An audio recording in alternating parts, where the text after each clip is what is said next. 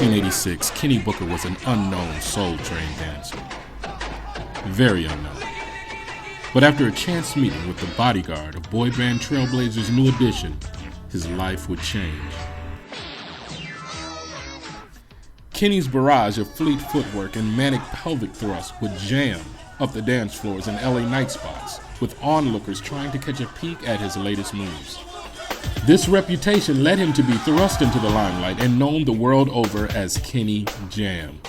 His music would inspire future generations. I get excited when I talk about this guy's music, man, because it was such a major influence on my life. The nigga cold, man. And his life would be a cautionary tale to those who sought to follow in his footsteps.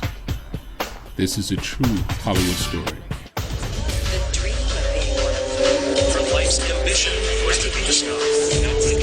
never recovered from the public scandal.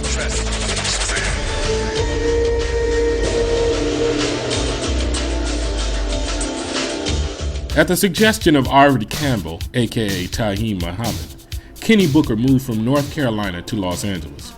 Muhammad, who had been the bodyguard for New Edition, would later become head of security for the soon-to-be sensation, Cannon-Jamm. Once in LA, young Jam struggled to get a break in the record industry. This door opened by way of an audition as a backup dancer for pop idol megastar Brenda Strawberry. With songs such as Blacker the Berry, I Love You Very Much, and the controversial Pop My Cherry. Brenda's albums had sold more than 15 million worldwide. Getting on this tour would be a great boon to his career. We've unearthed never-before-seen footage of Kenny's dance audition for this tour. Hey, Brenda. Check him out. I think you got something. Kind of fresh. Kind of fresh. All right.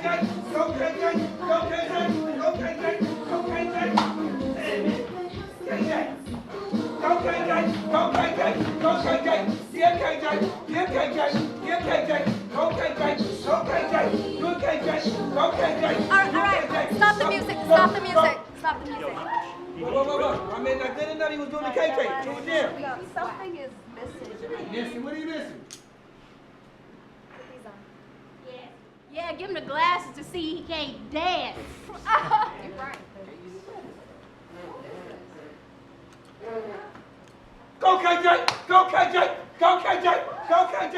Go KJ! Seeing something special in this new dancer, record exec Lorenzo James had a vision and rushed his new protege into the studio with mega producer Teddy Riley.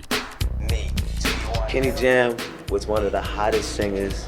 Man, he used to come in the studio. We did this one song, and he came in, and he did the vocals in one take. You know what I'm saying? Now today, I don't think he can do that. After the release of the first album, it was official.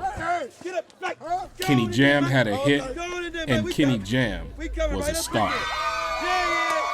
First time I met Cannon-Jamm, man, was actually in the green room. He was waiting to go on Video Soul with me. And I hadn't seen him perform or anything yet. I hadn't had a chance to kick it with him or anything. But you could just tell from talking to this dude, man, it was something special about him, you know? He just had it. When he came and did the show with me and my man Keith, man, he tore the show up and we closed it with his hit. Jam? That shit was, man, it was the hitting this shit, man.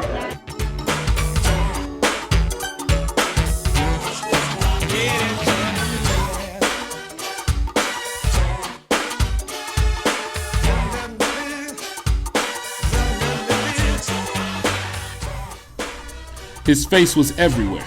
Magazines, lunchboxes, breakfast cereals, and eventually in Brenda Strawberry's lap. The nigga was so cold. The nigga named the song after his lap. Who does that? Who does that? Who does that? And of course this didn't sit well with Nicole Taylor, Kenny's high school girlfriend who was waiting back for him in North Carolina, poor, pregnant, and pissed off. With Brenda, the party never stopped. There was drugs, alcohol, drugs, sex, gambling, and drugs. Homie didn't have a good look going. You know, it looked like he was doing it more than, Chris Rock at the time. You dig what I'm saying? So he came in, he thought he had dance moves, but it wasn't up to par. You dig what I'm saying?